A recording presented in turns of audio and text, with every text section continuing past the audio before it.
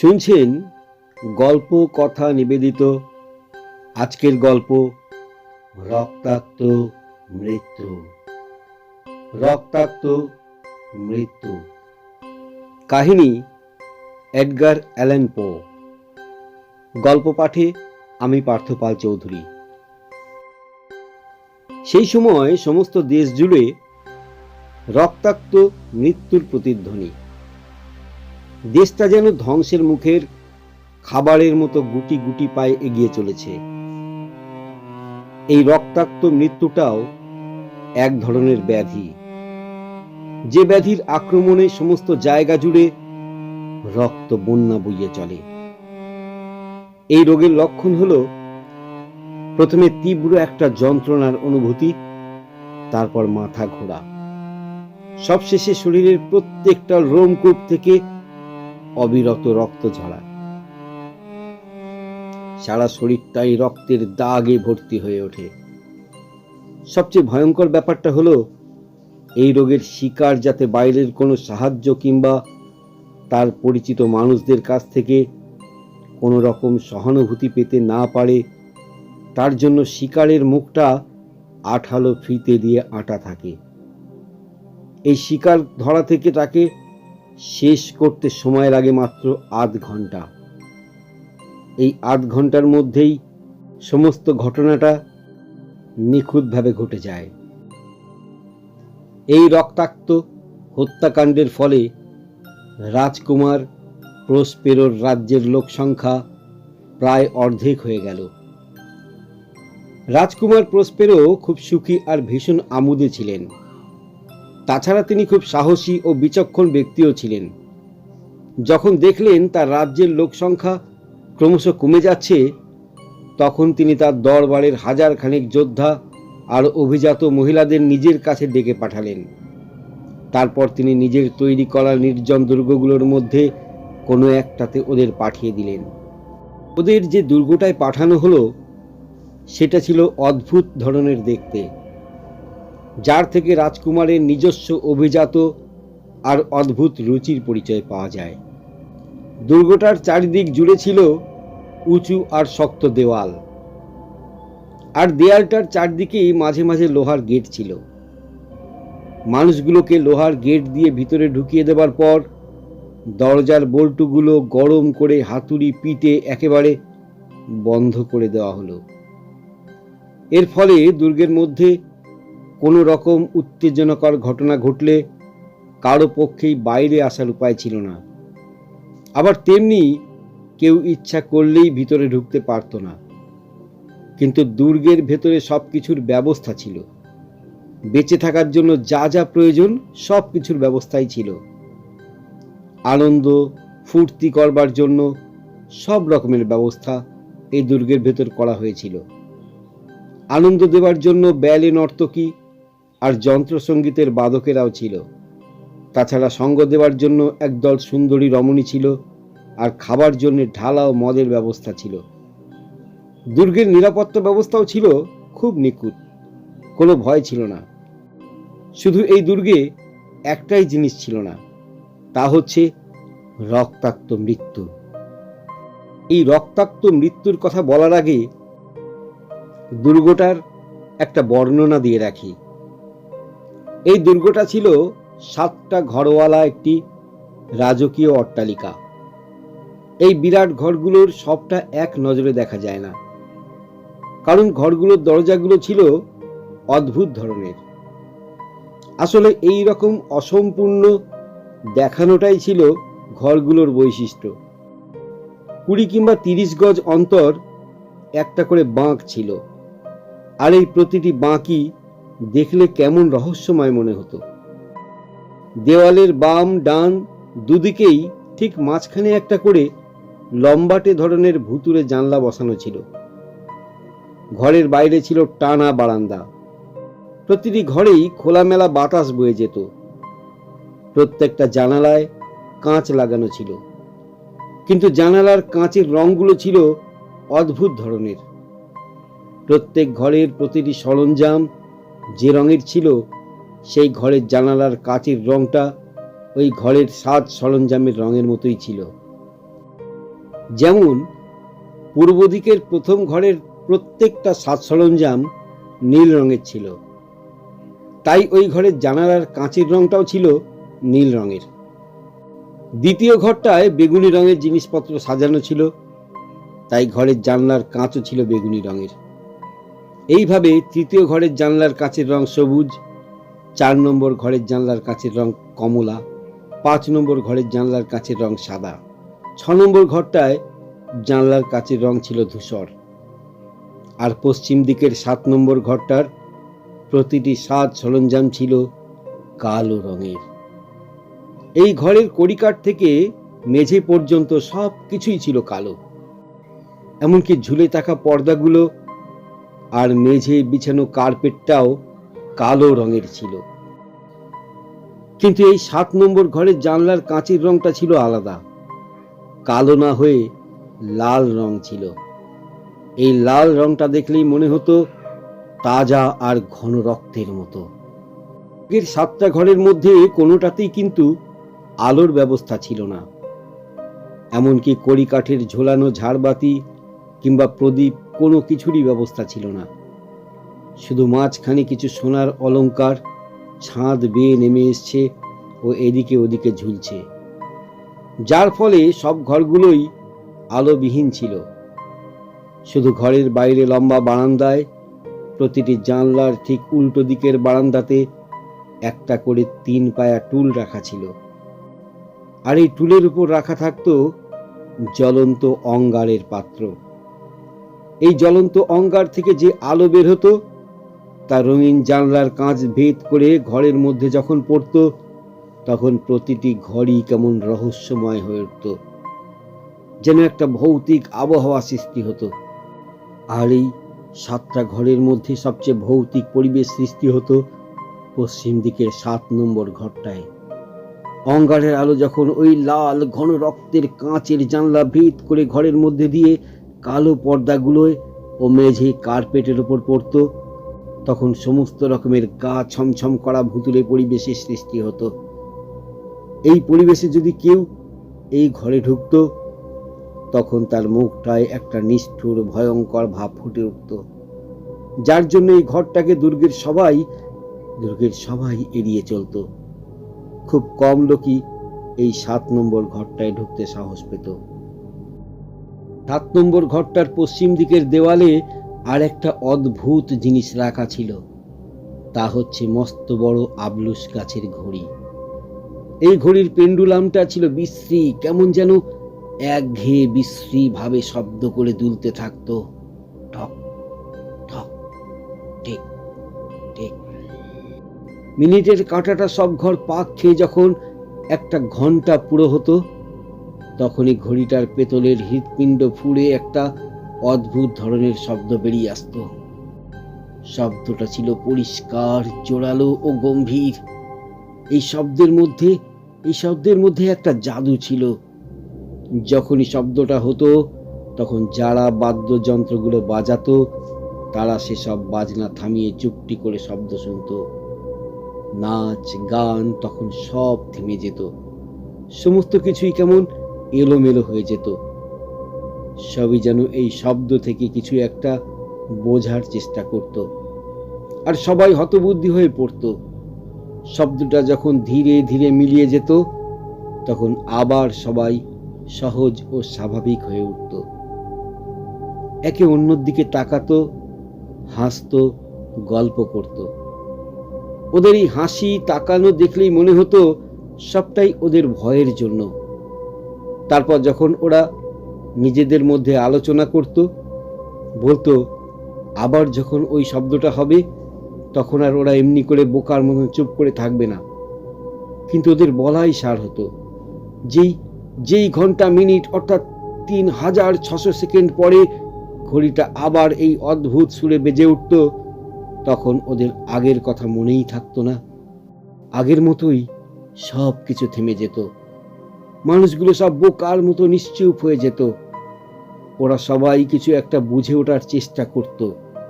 প্রতি ঘন্টায় এই রকম অদ্ভুত শব্দ শুনে চুপ করে গেলেও ওদের আনন্দের অনুষ্ঠান ঠিকভাবেই চলত।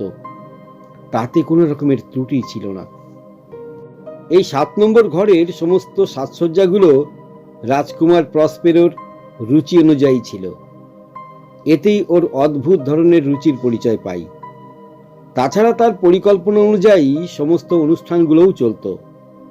এই সমস্ত কিছু মিলিয়ে শুধু একটাই পরিবেশ সৃষ্টি হতো, সেটা হচ্ছে গতিময় ও ভৌতিক আবহাওয়ার।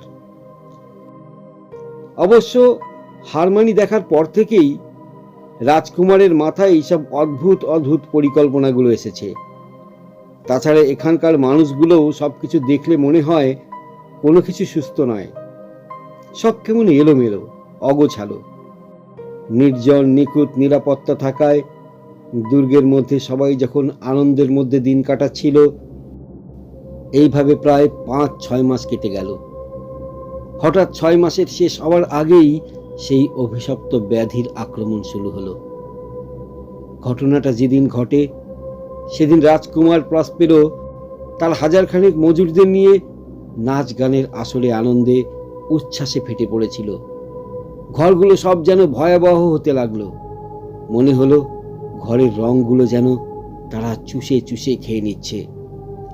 হঠাৎ আবলুস কাঠের সেই ঘড়িটার শব্দ বাজতে থাকে, যার ফলে সমস্ত বাদ্যযন্ত্রের বাজনা থেমে যায়। চারদিকে নিস্তব্ধ নীরবতা নেমে আসে। সবাই যেন থমকে দাঁড়িয়ে পড়ে। শব্দটা থামতেই আবার বাদ্যযন্ত্রগুলো বেজে ওঠে। সবাই হাসি গল্পে মুখর হয়ে ওঠে। আনন্দ স্ফূর্তির বন্যা বয়ে চলে। 3 পায়া তুলে রাখা সেই জ্বলন্ত অঙ্গারের আলোগুলো রঙিন কাচের জানলাগুলো ভেদ করে এক এক ঘরে বিভিন্ন রঙের পরিবেশ সৃষ্টি করতে থাকে। সব ঘরগুলোর মধ্যে 7 নম্বর ঘরটা আরো বেশি ভয়ঙ্কর হয়ে ওঠে। উৎসবের রাত ক্রমশ বেড়েই চলে। লাল জানলার কাঁচ ফুঁড়ে রক্তের মতো লাল আলো 7 নম্বর ঘরটার কালো রঙের সাজ সরঞ্জামের ওপর এসে পড়তে থাকে। আর ঠিক তখনই একটা মূর্তি 7 নম্বর ঘরে কালো কার্পেটে পা রাখে। তার দেহটা লাল আলোয় স্পষ্ট হয়ে ওঠে। ঠিক সেই সময় আবলুস কাঠের ঘড়িটা সুরেলা ছন্দে বেজে ওঠে। অন্য সব ঘরের লোকেরা সেই শব্দ শুনতে পায়। শুধু 7 নম্বর ঘরটা ছাড়া বাকি ঘরগুলোতে লোকের ভিড়। ওদের এই উৎসব চলে ঠিক মাঝরাত পর্যন্ত। প্রতিদিনই প্রতি ঘন্টায় ঘড়ির শব্দে ওদের নাচ গান কথাবার্তা সব থেমে যায়। আজ আবার শব্দটা আরম্ভ হতেই রোজকার মতন সবই থেমে গেল। মানুষগুলোর মধ্যে একটা বিহ্বলতা নেমে এলো। তারপর যখন ঘড়িটার শেষ শব্দটা খুব আস্তে আস্তে মিলিয়ে যায়, ঠিক তখনই ভিড়ের মধ্যে অনেকেই একজন মুখোশধারীর অস্তিত্ব টের পায়, যাকে এক মুহূর্ত আগেও দেখা যায়নি। সকলেই এই অদ্ভুত আকৃতির লোকটার উপস্থিতি নিয়ে চাপা স্বরে ফিসফিস করে আলোচনা করতে থাকে। সবার চোখে বিস্ময়, তীব্র আতঙ্ক, ভয়, সবাই মরিয়া হয়ে ওঠে। অদৃশ্য মূর্তিটার আকৃতিটাও বিভৎস, বিরাট, লম্বা, দৈত্যের মতন দেখতে। পা থেকে মাথা পর্যন্ত একটা রহস্যের শিহরণ। মুখে আটকানো মুখোশ, পোশাক পরিচ্ছদগুলো সব যেন ঘন লাল রক্তবর্ণ। দেখলেই দেহের রক্ত সব হিম হয়ে আসে।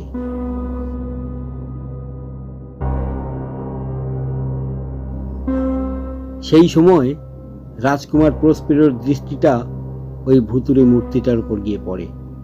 মূর্তিটাকে লক্ষ্য করে কর্কশ গলায় বলে ওঠেন, এত দূর স্পর্ধা! মূর্তিটা ভিড়ের মধ্যে দাঁড়িয়ে থাকে। রাজকুমার ওর সাহস দেখে ক্ষেপে ওঠেন। রুক্ষ কণ্ঠে বলেন, ওর স্পর্ধা তো কম নয়, আমাদের উপহাস করছে, অপমান করছে। একে তোমরা সবাই মিলে ধরো, ওর মুখোশটা খুলে দাও, তাহলে আমরা জানতে পারবো আগামীকাল ভোরে কাকে আমরা ফাঁসি কাটে ঝোলাবো। রাজকুমার প্রসপেরো পূর্ব দিকের নীল ঘরটায় দাঁড়িয়ে কথাগুলো বলছিলেন। আর এই ঘরেই ঘটনার প্রথম সূত্রপাত। ওর হাতের ইশারায় সমস্ত বাজনা থেমে যায়। রাজকুমার তখন নিজের দলের লোকজনদের নিয়ে একইভাবে ঘরটার মধ্যে দাঁড়িয়ে থাকেন। দলের লোকজনরা মুখোশধারী দৈত্যের দিকে এগিয়ে যায় তাকে ধরবার জন্য। কিন্তু মূর্তিটা সেদিকে কোনো রকম লক্ষ্য না করেই এগিয়ে যায় রাজকুমারের দিকে। একটা অজানা আতঙ্কে সবাই থেমে যায়। কারো সাহসে কুলায় না মূর্তিটাকে জাপটে ধরতে। এতক্ষণে মূর্তিটা রাজকুমার প্রসপেরোর সবচাইতে কাছের লোহাটার সামনে গিয়ে দাঁড়ায়। ওদের মধ্যে দূরত্ব মাত্র গজ খানেকের মতো। এবার মূর্তিটা ঘরের মাঝখানটা পার হয়ে একেবারে শেষ প্রান্তে দেওয়ালের কাছে গিয়ে দাঁড়ায়। তারপর ভয়ঙ্কর মূর্তিটা নিজের যাবার রাস্তা করে নেয়। ওর প্রতিটি পদক্ষেপ যেন মাপা আর জোরালো। প্রথমে মূর্তিটা নীল রঙের ঘর থেকে ছুটে যায় বেগুনি রঙের ঘরে, সেখান থেকে যায় সবুজ রঙের ঘরে, তারপর কমলা রঙের ঘরে ঢোকে। এখানে মূর্তিটা আরো ভয়ঙ্কর হয়ে ওঠে। রাজকুমার প্রসপেরোর মধ্যে ক্রোধ আর ভয় দুটো মিলে কাজ করতে থাকে। মনে মনে ভীষণ ক্ষেপে ওঠেন। তার সঙ্গে একটা ভয় মিশ্রিত লজ্জা অপমানে রাজকুমার প্রসপেরোর মরিয়া হয়ে ওঠেন। তিনি মূর্তিটার পেছন পেছন ধাওয়া করে চলেন, কিন্তু ওর সঙ্গীরা কেউ তাকে অনুসরণ করে না। রাজকুমার প্রসপেরো মূর্তিটার পেছনে ছুটতে ছুটতে একের পর এক ঘরে ঢোকেন। হাতে তার ঝকঝকে একটা ছুরি, যার তীক্ষ্ণ ফলাটা চকচক করে ওঠে প্রতিহিংসা, অপমান ও ক্রোধে। সব শেষে রাজকুমার প্রসপেরো আর দৈত্যটা 7 নম্বর ঘরে এসে মুখোমুখি দাঁড়ায়। রক্তের মতো লাল আলো ঘরের মধ্যে ভৌতিক পরিবেশ সৃষ্টি করেছে। খানিক বাদে ঘরের মধ্যে থেকে একটা তীক্ষ্ণ আর্তনাদ সমস্ত জায়গা জুড়ে ছড়িয়ে পড়ে, আর রাজকুমারের তীক্ষ্ণ ফলাওয়ালা ছুরিটা কালো কার্পেটের উপর গিয়ে ছিটকে পড়ে। তারপর রক্তাক্ত দেহে রাজকুমার প্রসপেরোর মৃতদেহটা কালো কার্পেটের উপর আছড়ে পড়ে। তারপরের ঘটনাগুলো খুবই দ্রুত ঘটে যায়। সবাই তখন আতঙ্কে ভয়ে বিহ্বল হয়ে পড়েছিল। কারো কোনো কিছুর করবার ক্ষমতা থাকে না। হঠাৎ রাজকুমারের তীক্ষ্ণ চিৎকার ওদের সবাইকে বাস্তবে ফিরিয়ে আনে। এবার সবাই মরিয়া হয়ে মনের সাহস জোগাড় করে ছুটে যায় লাল রঙের ঘরটার দিকে। হুড়মুড় করে সবাই ঘরে ঢুকে পড়ে। তার সাথে সবাই দেখতে পায় সেই ভয়ঙ্কর দৃশ্যটা।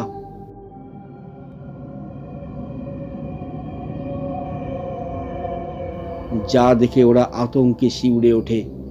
মুখের ভাষা সব বন্ধ হয়ে যায়। সবাই আতঙ্কিত চোখে তাকিয়ে দেখে সামনে সেই আবলুস কাঠের ঘড়িটার ঠিক পেছনে লম্বা বিকট আর ভয়ঙ্কর দৈত্যটা খাড়া হয়ে দাঁড়িয়ে আছে। দেখে মনে হবে একটা পাথরের খোদাই করা মূর্তি নিশ্চল হয়ে দাঁড়িয়ে আছে। কবর থেকে উঠে আসা মুখোশধারী মূর্তিটার দিকে তাকিয়ে মৃত্যুর ভয়ে সবার শ্বাস বন্ধ হয়ে আসে। সেই মুহূর্তে প্রত্যেকেই রক্তাক্ত মৃত্যুর উপস্থিতি টের পায়। সবাই বুঝতে পারে এই মূর্তিটা হচ্ছে একটা পিশাচ, মানুষের রক্তেই যার খিদে মেটে। মাঝরাতে যে সকলের অলক্ষ্যে চোরের মতন এই দুর্গে ঢুকে পড়েছে। তারপর থেকে চলে একের পর এক রক্তাক্ত হত্যালীলা, আর তার সাথে 7 নম্বর ঘরটায় রক্তের স্রোত বয়ে চলে। দুর্গের সবাই মৃত্যু ভয়ে দিশেহারা হয়ে ওঠে। এই ভয়ঙ্কর রক্তাক্ত মৃত্যুর থেকে বাঁচবার জন্যে সবাই মরিয়া হয়ে ছোটে, কিন্তু পালাবার কোনো পথই যে নেই আর। এইভাবে একের পর এক মানুষের সংখ্যা কমতে থাকে। তার সাথে দুর্গটা জনশূন্য হয়ে পড়ে। আবলুস কাঠের অদ্ভুত ঘড়িটা স্তব্ধ হয়ে যায়। বাইরের বারান্দায় রাখা জ্বলন্ত অঙ্গারগুলো নিভে যায়। লোকজনহীন সমস্ত দুর্গটা জুড়ে একটা রহস্যময় গভীর অন্ধকার নেমে আসে। শুধু এই দুর্গটার মধ্যে বেঁচে থাকে এক রাস অন্ধকার আর মৃত্যু। রক্তাক্ত মৃত্যু তার আধিপত্য বিস্তার করে বেঁচে থাকে এই রহস্যময় দুর্গটার মধ্যে, আর তার অভিশপ্ত ব্যাধির বিস্তার ঘটে।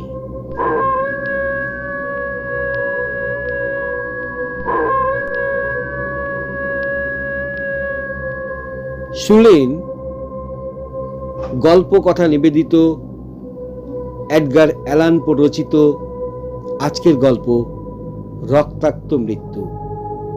গল্প পাঠে আমি পার্থপাল চৌধুরী। গল্পটি যদি আপনাদের ভালো লাগে অবশ্যই লাইক দেবেন, শেয়ার করবেন, এবং যারা এখনো সাবস্ক্রাইব করেননি তারা চ্যানেলটিকে অবশ্যই সাবস্ক্রাইব করে আমাদের পাশে থাকবেন। ধন্যবাদ।